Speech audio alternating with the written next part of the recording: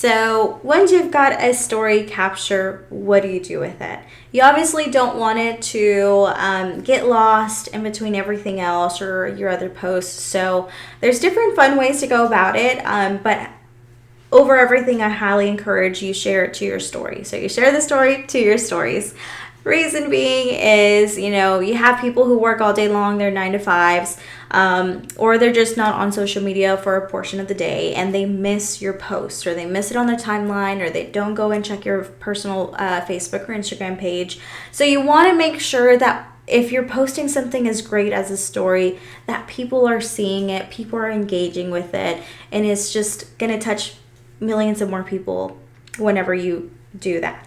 So always share your posts to the story, whether it be Instagram or Facebook. You can keep it fun and put like a little poll. If it's like Susie's story, you can say, do you go through the same things as Susie does? Or, if it's something that they would like to comment down below, it's like, hey, congratulate Susie on her amazing turnaround inside of our office. There's a bunch of different ways you can get on ChatGPT for the captions or, hashtags and stuff like that.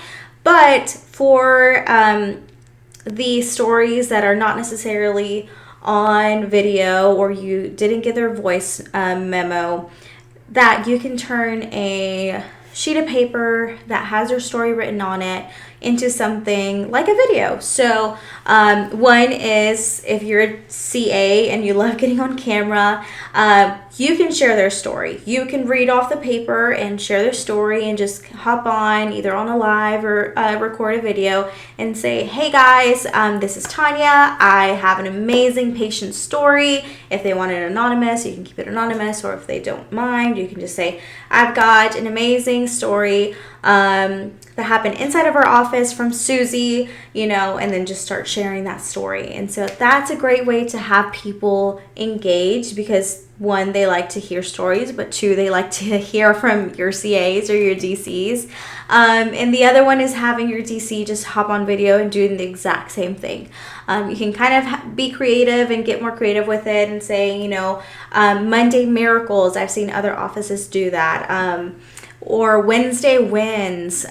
So you can do a lot of things like that. Highly encourage, if you have previous stories, whether they're videos or something like that, you can keep them going. So you can reshare them.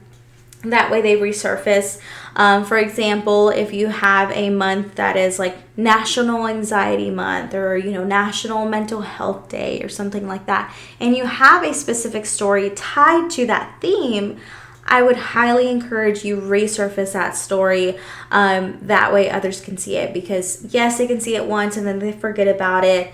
But nowadays people have to see things, I believe, more than 20 times for them to actually act upon it. So keeping things in people's faces is by sharing it to your stories to your stories. If you have a written story, you can definitely turn that still into a video, and then resurfacing your previous stories. That way it can stay or it can just refresh for those upcoming months, like Mental Health Day. So hope this helps. If you need any tips on how to keep things creative with inside of your social media post, reach out to me and I'd be glad to help.